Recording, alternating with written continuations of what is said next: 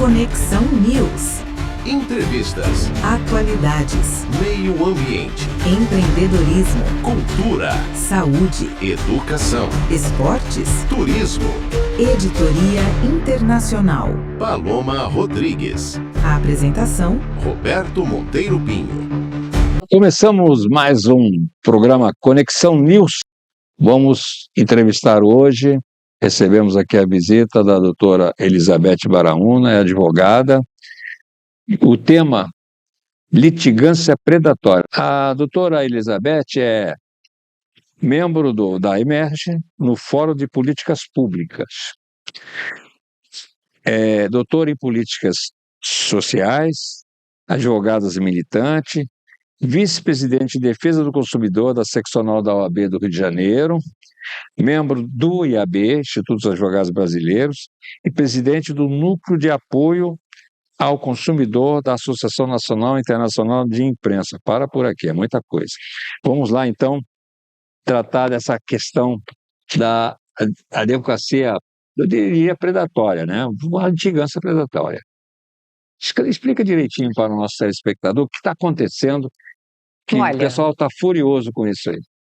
eu acho que existem controvérsias no tocante a essa temática, porque a litigância predatória, ela tem vieses que não podem ser corroborados, casos isolados para uma maioria, a princípio. Existem casos, por exemplo, onde no direito do consumidor principalmente, né, que é onde a gente vê uma certa abundância da temática, onde não se tem o revés disso, que é o fornecedor predatório. Então, existem sim, como em todas as profissões, como todos os casos, especificidades no tocante à má conduta, à má postura, a profissionais que se utilizam de documentos incompletos, que têm lastros de todo e qualquer tipo de ilicitude e de má-fé. Contudo, o que foi feito recentemente pelo CNJ, pela Corregedoria, né, que fez a recomendação 159 de 2024, agora publicada em 23 de outubro, e ainda também o CNJ, né, em plenária, em unanimidade, aprovou, é o seguinte: antes de se condenar, antes de se postular, antes de se intitular uma litigância predatória, é necessário que a advocacia seja resguardada. Seja resguardada por quê? Reserva de mercado, né? Não, seja No bom resguardada. sentido. Por quê? Porque acontece o seguinte: existe sim, a gente vive hoje num mercado de consumo muito agressivo, Competitivo também. competitivo, né? A gente sai de uma pandemia, onde a gente muda a nossa cultura de consumo, onde nós temos aí um fomento muito maior ao consumo também. As pessoas mudam a sua cultura de viver, adquirindo por várias vias, e uma delas é a era digital, e nisso adentram também outros males, outras mazelas que o Código de Defesa do Consumidor ainda não teve tempo de absorver. Nós temos 35 anos de Código de Defesa do Consumidor e nós, em 2 anos, nós andamos para frente na questão de cultura de consumo quase 10. Essa é a grande verdade. Então, existem questões que não foram absorvidas ainda pelo Legislativo, onde é o Poder Judiciário que vai sanar. E a administração da justiça ela é feita pelos advogados. E é o advogado quem leva toda a expressão da questão social, né, dos consumidores para o Poder Judiciário, para que o Poder Judiciário aplique a lei. Ou, quando não existe lei específica, por analogia, né, por melhor entendimento, por equidade, pelo que rege a lei da Política Nacional de Consumo, isso possa ser feito aplicando direitos e deveres a cada parte, melhor dizendo. E o sentido predatório, ele foi dado quando uma enxurrada de erros oriundos do consumidor, por exemplo, e os advogados na militância, né, e advogados até mesmo de grande porte, foram em busca de quê? De clientes. Captação. Captação. E isso não é por ser uma litigância, não é uma advocacia predatória. é uma advocacia atuante, que você não pode comparar aqueles que efetivamente não têm documentação específica do seu cliente, que não tem uma procuração, que a documentação tem dados incompletos, que foge da audiência presencial.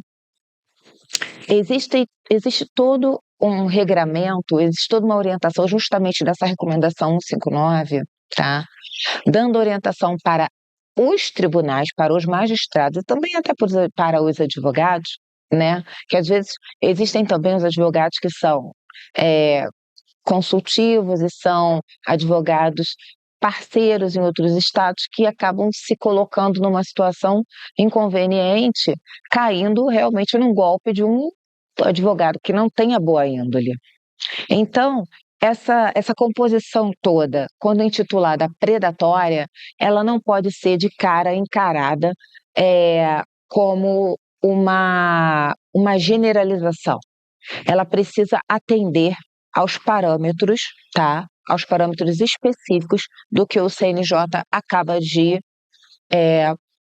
pleitear, postular e determinar. E o que você entende, o que você acha sobre essa questão?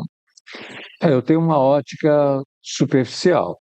Eu não advogo, sou jornalista, mas eu vejo isso com um certo carinho, porque, no meu entendimento, essa questão interfere no producente, na produção do direito, qualidade, da relação cliente-advogado, mas eu vejo o seguinte, eu acho que antes do judiciário interferir, eu acho que a Ordem dos Advogados do Brasil, ela tem instrumentos, ela tem regramento, ela tem lá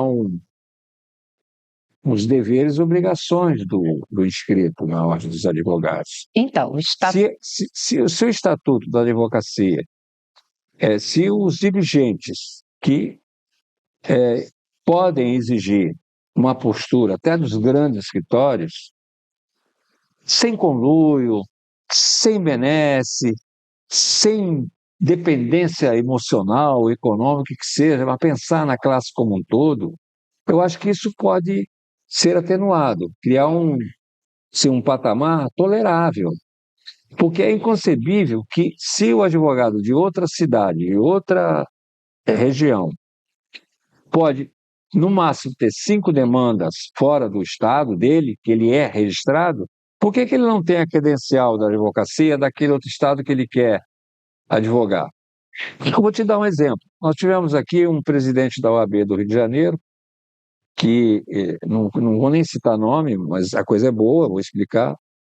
Ele um dia, conversando com outro advogado que passou a ser presidente na sucessão dele, eles estavam discutindo, eu estava ali, até dentro da própria instituição, no ambiente lá, conversa amena, e ele estava falando, eu tenho 5 autorizações de advocacia em 5 estados diferentes. Quando eu me tornei presidente da OAB, aqui do Rio de Janeiro, eu esqueci de dar baixa nessas outras 4. E esqueci de subestabelecer também. E eu tenho uma conta desse tamanho para pagar das anuidades.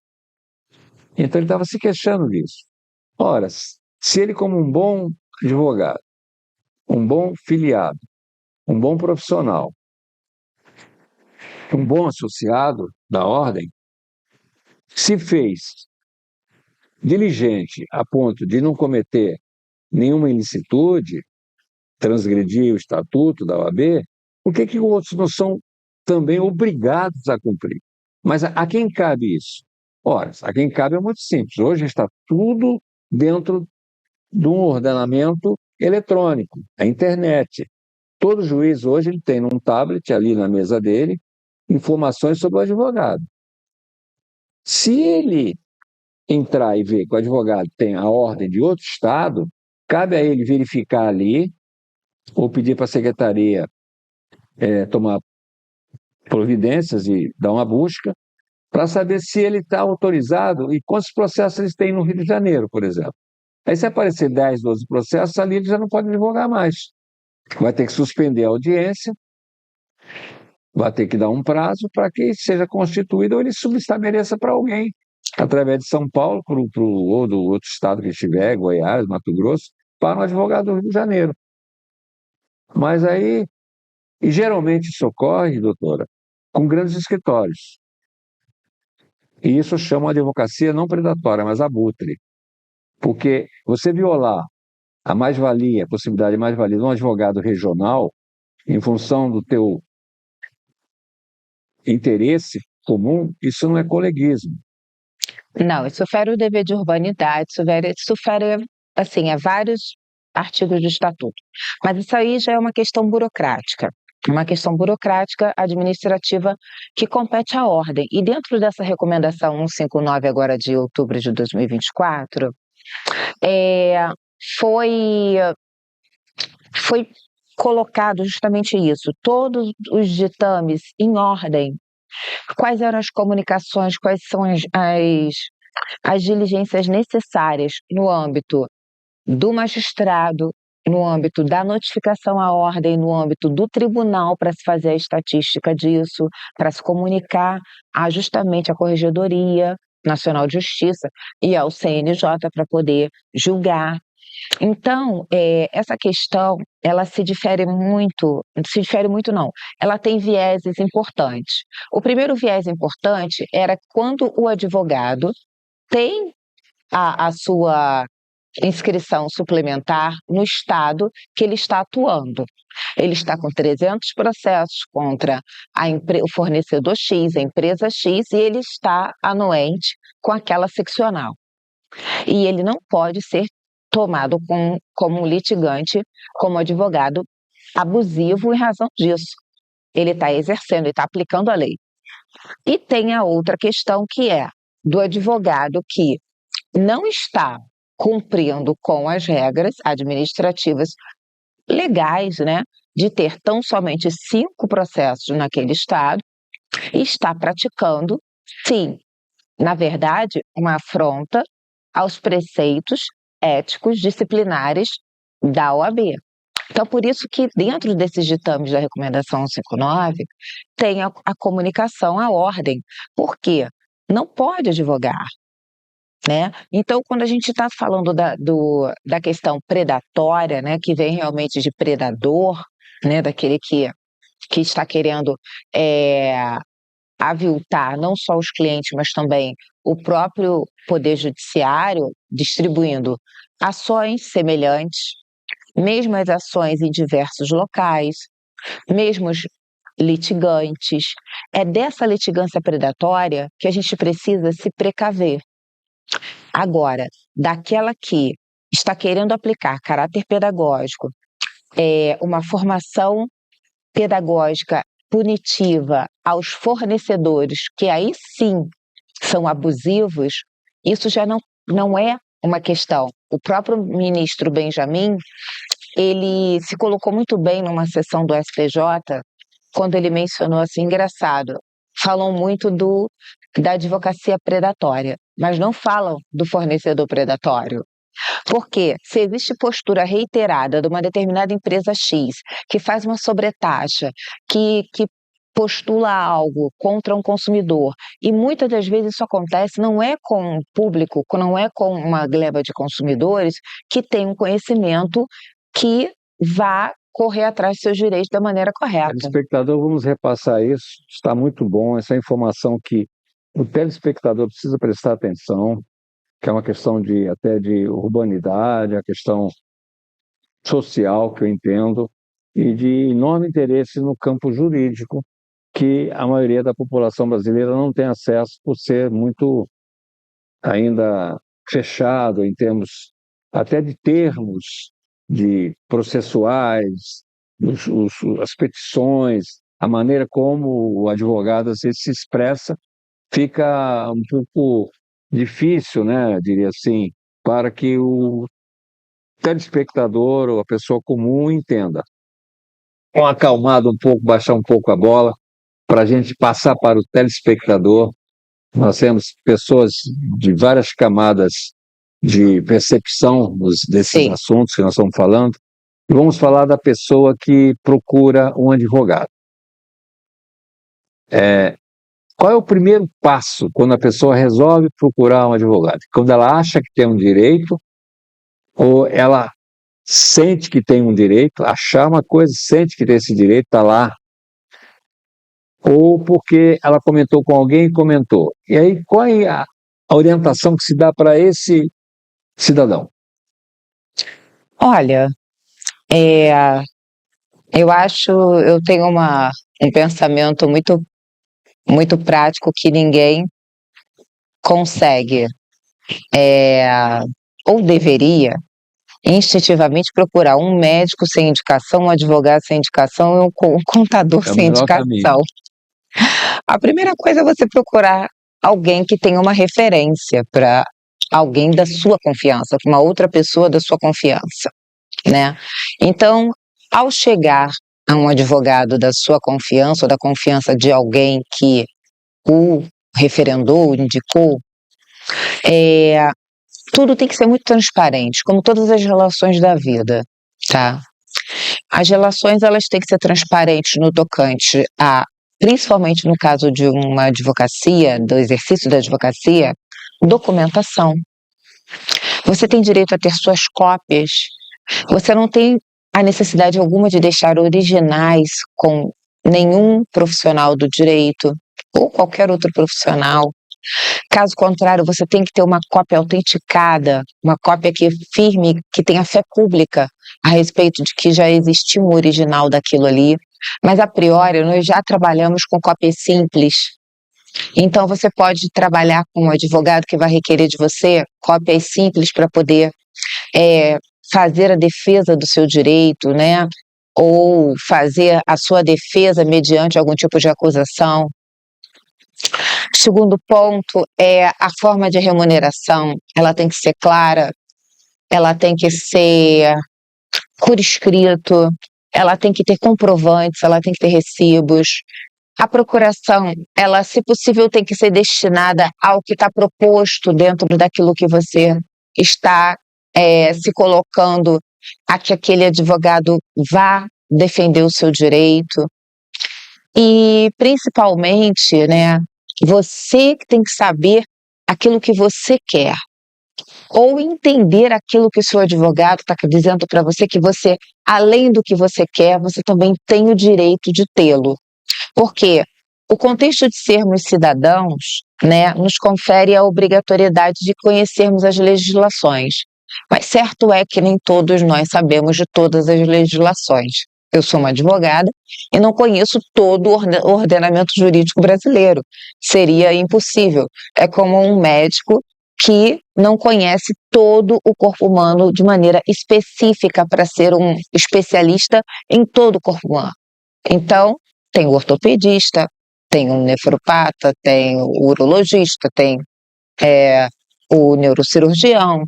Ou seja, nós devemos nos colocar diante de um especialista. Eu acho que isso é muito importante. Procurar pelo segmento da necessidade. Consumo, se for exatamente. Médico, Um previdenciarista, um criminalista, né? Um consumerista, um que for familiarista também, porque existem vários ramos dentro do direito. Eu acredito também que dentro de um segundo contexto, saber se essa ação ela é realmente viável, porque 100% de certeza você não vai ter, mas existe a questão da viabilidade técnica dentro do contexto jurídico que o advogado pode passar. Olha, essa ação ela é plausível, ou essa ação é viável, essa ação é possível. Ou, não sendo possível, não insista, porque você vai pagar, você vai acabar pagando por aquilo que você, na verdade, supõe que tem direito e às vezes não tem. Então, a litigância predatória, voltando à temática anterior, que é o quê? Que é o fato de um advogado entrar com ações sem a devida instrução documental, sem a devida anuência do contratante, distribuir por distribuir. Depois completa. Não, às vezes nem depois completa. Ou às vezes também de má fé, não ter a sua anuência para aquilo.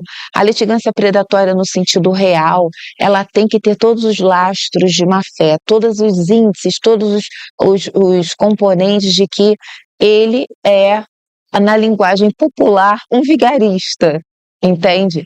E que não se confunde com uma litigância que ela pode ter caráter massivo em função de estar havendo uma afronta, uma ilicitude massiva. É isso que é importante a gente saber a diferença. Um advogado que licitamente distribui 1.000 processos ao longo do país, 300 em cada estado, e que está dentro das regras da OAB, dentro das regras burocráticas, ele não tem problema nenhum. Ele só é um advogado que está captando e está sendo bem sucedido. Se houver procedência, se ele ganhar as ações, né? Não prometendo mundos e fundos. Agora, o advogado que, ao pleitear, ao captar, ao angariar clientes, né? E principalmente isso acontece muito de uma maneira reversa. Não é nem o cliente que procura advogado nesses casos.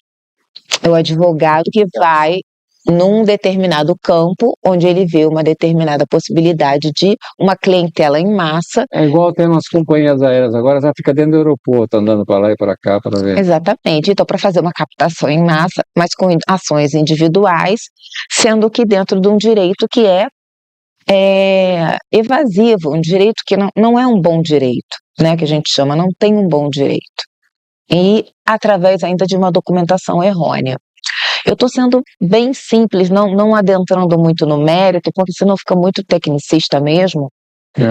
E a minha especialidade como consumerista nós não podemos deixar que o Poder Judiciário, né, alguns magistrados, que teve um caso, inclusive, que o advogado, isso aconteceu no Nordeste, ele levou todos os clientes dele, durante uma semana, à vara para comprovar que ele era advogado daquelas pessoas.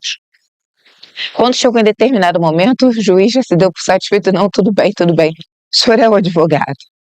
Para comprovar que aquilo ali não se tratava de uma litigância predatória, que ele não era um advogado abusivo, que ele estava efetivamente trabalhando. Doutora, a Ordem dos Advogados do Brasil tem 1,5 milhão de advogados. Menos da metade estão na atividade fim, que é advocacia. Tem advogado dirigindo Uber. Sim.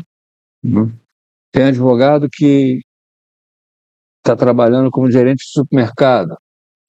Enfim, vários segmentos aí de consumo, né, de trabalho, postos de trabalho, o advogado que tem um diploma, mas foi advogado, talvez se desistiu por algum motivo.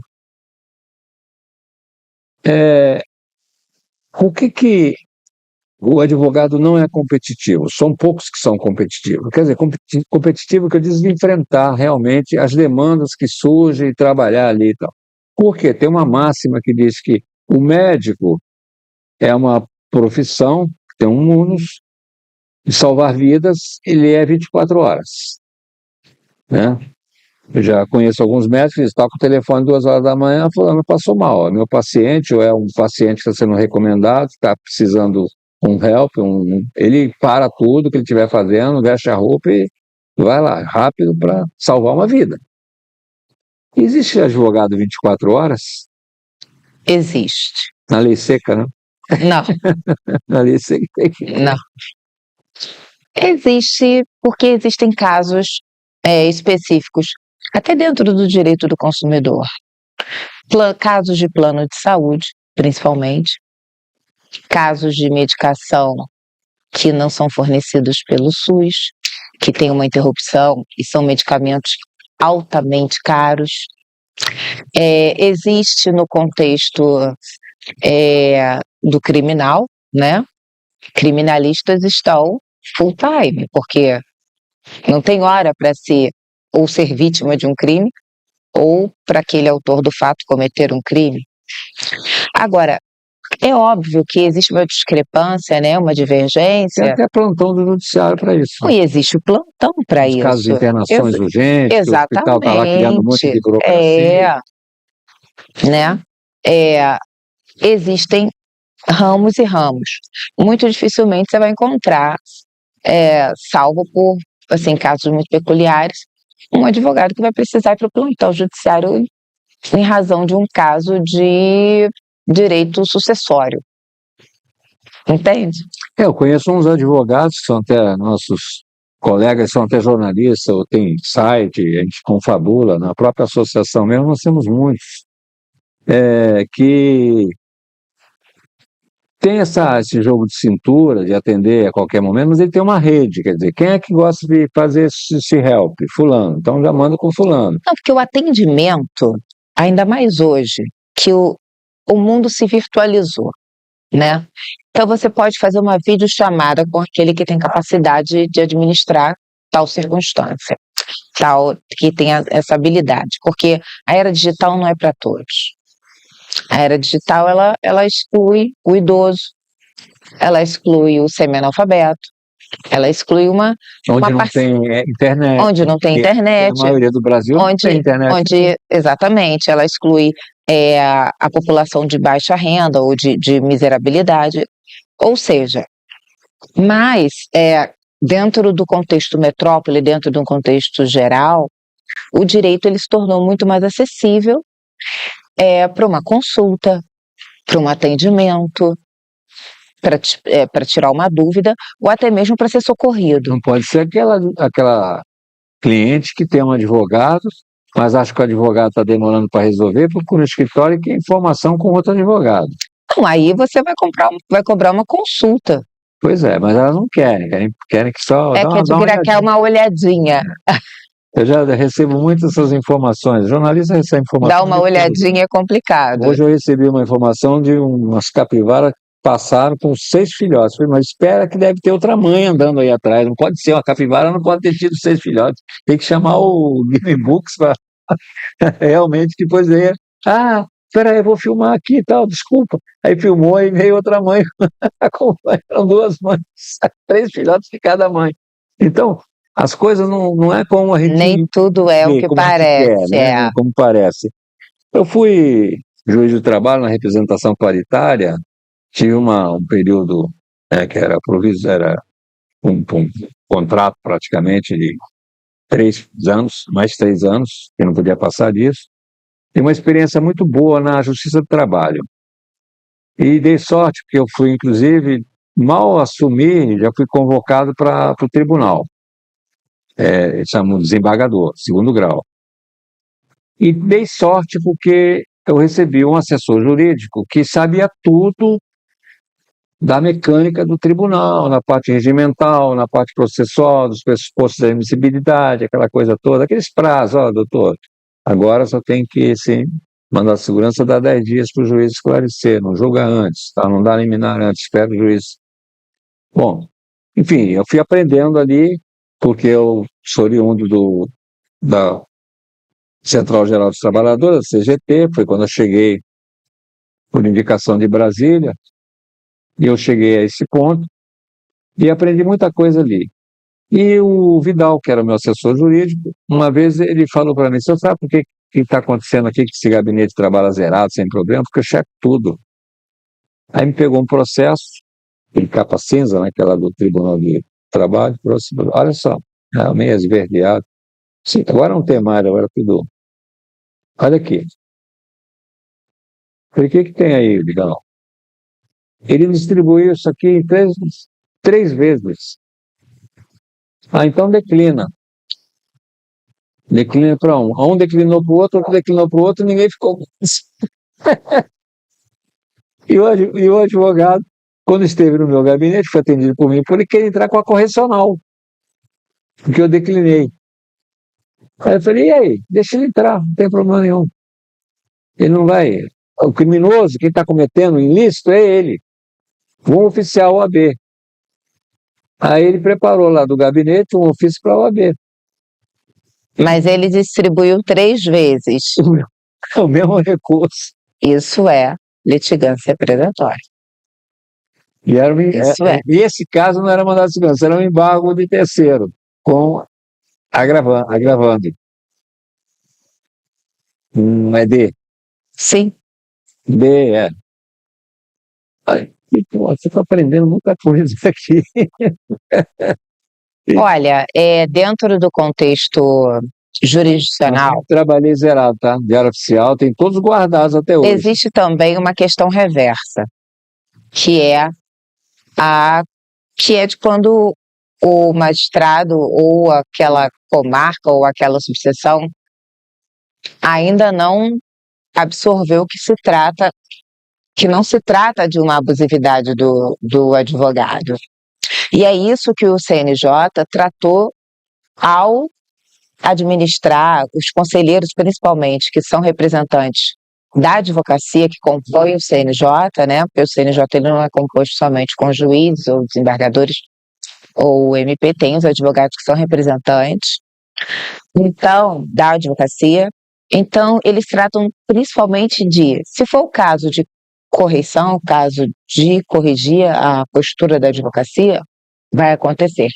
Mas não sendo o caso, né, como aconteceu com esse advogado no Nordeste, como aconteceu em alguns casos, até mesmo em Brasília e aqui no Rio de Janeiro, é necessário uma recomposição, porque um não pode pagar por todos. Ou melhor, todos não podem pagar por um.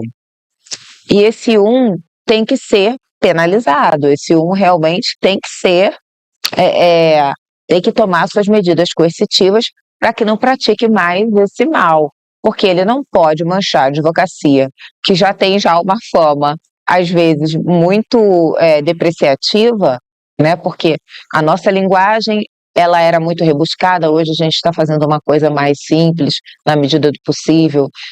Existe um projeto de facilitação para que a sociedade, que é a nossa grande clientela, são os nossos, né, assistidos dentro da Defensoria, por exemplo, que são os nossos clientes enquanto advogados, e o Poder Judiciário, que são os cidadãos que são atendidos, eles precisam entender o que está sendo feito, o que está sendo decidido, o porquê do sim e o porquê do não.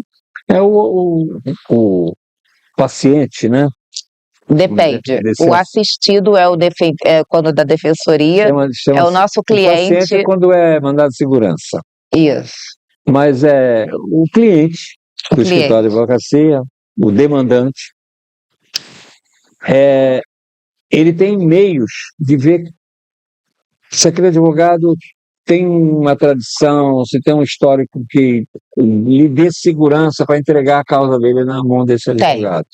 Acessando o site da Ordem dos Advogados, não é isso? Acessando o site da Ordem para saber se ele efetivamente é advogado. Tem uma outra entidade também que está fazendo isso. Tem o próprio, e outra coisa, hoje com a internet, você pode colocar o nome de qualquer ser humano ali. Conjur, injúris, estão todos lá. Escavador, ou seja, às vezes o nome da pessoa apareceu até como testemunha, mas vai aparecer ali.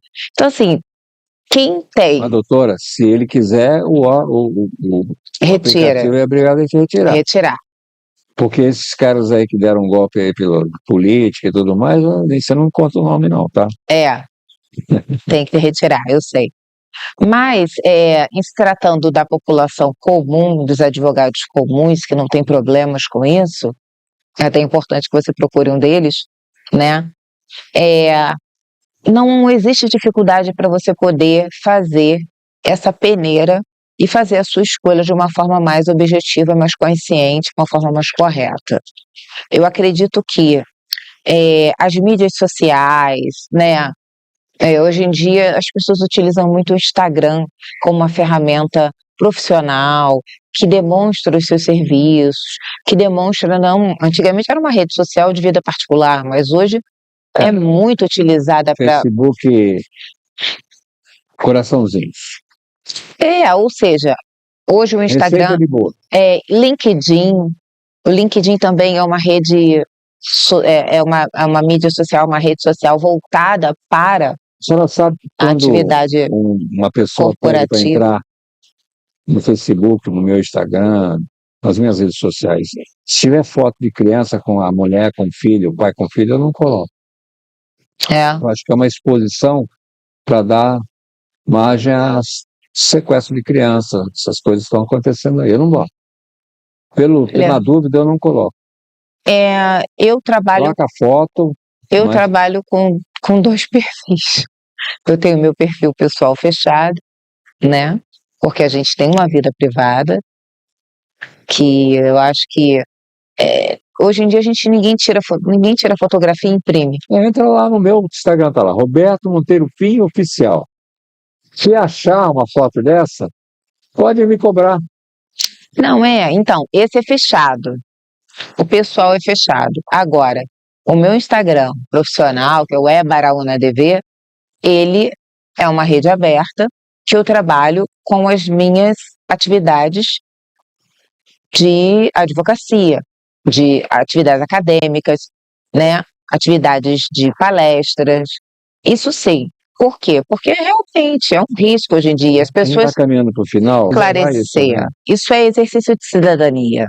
E voltando a tocar no assunto da litigância predatória, é importante até esclarecer um ponto importante, que às vezes você contrata um advogado, esse advogado ele passa para um advogado parceiro, em que ele confia, em que ele não cogita que esse advogado até determinado ponto tenha uma má índole e passa a sofrer prejuízos em razão dessa parceria.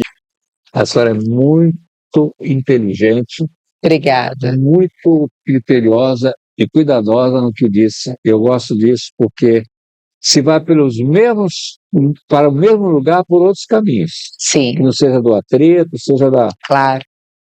Entenderam, telespectador? Obrigado mais uma vez. Estamos aqui no Campo Olímpico de Golfe, terminou o treino, está uma barulhada danada, tem mais de 300 carrinhos lá fora.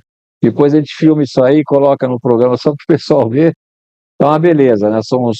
Começa o torneio de golfe aqui e nós voltamos na próxima programação e o programa vai ao ar sempre às 22h30, aos domingos, e nas terças às 23h40 e está também direto no YouTube, tá bom? Eu que agradeço a participação, agradeço a oportunidade, agradeço a audiência, tomara que tenha bastante audiência, espero e acredito que tenha. E é um Pode ter programa certeza que tem. esclarecedor, é um programa que traz cidadania para a nossa comunidade. Obrigado, um abraço a todos, até o próximo